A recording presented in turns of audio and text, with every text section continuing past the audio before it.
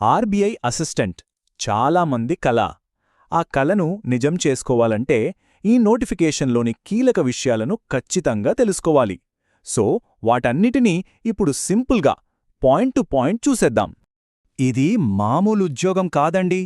ఏకంగా reserve bank of ఇండియాలో, అంటే మన దేశ ఆర్థిక వ్యవస్థకు గుండెకాయలాంటి చోటనమాట. ఇంకో మంచి విషయమేంటంటే ఇది సోమవారం నుంచి శుక్రవారం వరకే ఉండే జాబ్. కస్టమర్ డీలింగ్ లాంటి ఒత్తిళ్లు కూడా ఉండవు. వచ్చేశాయి ఏకంగా 650 ఖాళీలు దేశవ్యాప్తంగా. ఇది నిజంగా ఒక పెద్ద అవకాశం. మరి ఈ అవకాశాన్ని అందిపుచ్చుకోవాలంటే ముందు మనం అర్హులమో కాదో చూసుకోవాలి గదా. పదండి.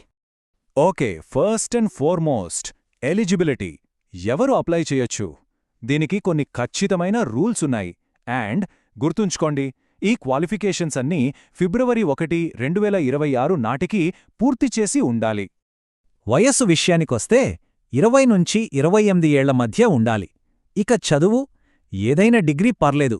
కానీ ఇక్కడే ఒక చిన్న ట్విస్ట్ ఉంది. ఆ ట్విస్టేంటంటే ఈ మార్కుల విషయం. ఇది చాలా ప్రభుత్వ పరీక్షల్లో ఉండదు. జనరల్, ఓబీసీ మరియు ఈడబ్ల్యూఎస్ కేటగిరీల వాళ్లు డిగ్రీలో కనీసం అండర్లైన్ చేసుకోండి, కనీసం 50% మార్కులు తెచ్చుకోవడం తప్పనిసరి. అండ్ ఆర్బీఐ ఈ విషయంలో చాలా స్ట్రిక్ట్.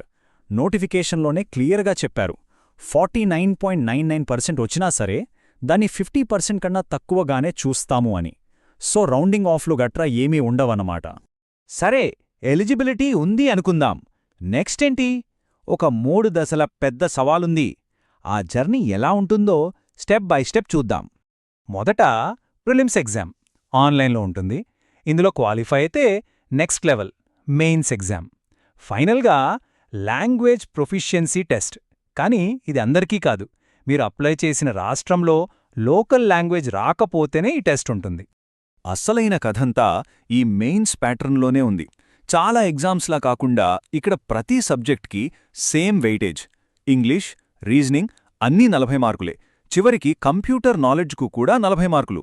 అంటే ఇదొక రకంగా గేమ్ చేంజర్ అవ్వొచ్చు. ఇక ఈ డేట్స్ చాలా ఇంపార్టెంట్. క్యాలెండర్లో మార్క్ చేసి పెట్టుకోండి. అప్లికేషన్స్ ఫిబ్రవరి 16న మొదలయ్యాయి, మార్చ్ 8తో క్లోజ్. ప్రిలిమ్స్ ఏప్రిల్లో, మెయిన్స్ జూన్లో. టైం అస్సల్లేదు. చాలామంది చేసే తప్పులు ఇక్కడే, ఆన్లైన్ అప్లికేషన్ ప్రాసెస్లో. ముఖ్యంగా డాక్యుమెంట్స్ అప్లోడ్ చేసేటప్పుడు చాలా జాగ్రత్తగా ఉండాలి. ఆ వివరాలేంటో ఇప్పుడు చూద్దాం. అప్లై చేసే ముందు ఈ 4 రెడీగా పెట్టుకోండి. 1 మీ లేటెస్ట్ ఫోటో, 2 నల్ల ఇంకుతో పెట్టిన సంతకం, 3 మీ ఎడమ బొటనవేలి ముద్ర, 4 చేతితో రాసిన డిక్లరేషన్. ఇంకో విషయం, స్కాన్డ్ ఫోటోతో పాటు మీ వెబ్క్యామ్తో లైవ్ ఫోటో కూడా తీసుకుంటారు. ఈ చేతితో రాసే డిక్లరేషన్, దీన్ని మీరే స్వయంగా ఇంగ్లీష్లో నల్ల ఇంకుతో రాయాలి. ఇక్కడ స్క్రీన్ మీద కనిపిస్తున్నట్టు ఒక్క అక్షరం కూడా మారకుండా సేమ్ కు సేమ్ రాయాలన్నమాట. ఇక ఫోటో రిజెక్ట్ అవ్వకుండా ఉండాలంటే ఈ రూల్స్ పాటించడం మస్ట్. బ్యాక్గ్రౌండ్ లైట్ కలర్లో ఉండాలి. కెమెరా వైపు స్ట్రెయిట్గా చూడాలి. నీడలు పడకూడదు. డార్క్ గ్లాసెస్ అస్సలు వద్దు. ఈ టేబుల్ని ఒకసారి జాగ్రత్తగా చూడండి. ప్రతి డాక్యుమెంట్కి ఫైల్ సైజ్, డైమెన్షన్స్ ఇచ్చారు. ఇవి కొంచెం అటూ ఇటూ అయినా అప్లికేషన్ ఎర్రర్ వస్తుంది. చాలామంది ఇక్కడే ఇబ్బంది పడతారు. అసలు ఇంత ప్రాసెస్, ఇంత కష్టం ఎందుకు? దీని వెనుకున్న రివార్డ్ ఏంటి? మరి రియాలిటీ ఏంటి? చూద్దాం పదండి. జీతం విషయానికొస్తే స్టార్టింగ్లోనే నెలకి సుమారుగా 58,514 రూపాయలు వస్తుంది. ఇది గ్రాస్ శాలరీ. ఇంక దీనికి హౌస్ రెంట్ అలవెన్స్ కలపలేదు. అది అదనం. చాలా మంచి ప్యాకేజ్ కదా.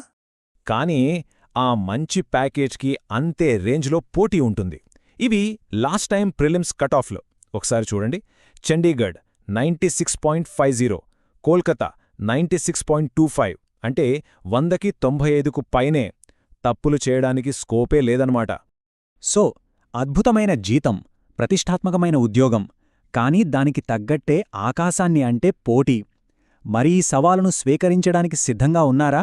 ఆర్బీఐ అసిస్టెంట్ పోస్ట్ అనేది ఒక గొప్ప కెరీర్. కానీ దానికి దాదాపు పర్ఫెక్ట్ ప్రిపరేషన్ కావాలి. ఆర్బీఐ అసిస్టెంట్ 2026 నోటిఫికేషన్పై ఇది మా విశ్లేషణ.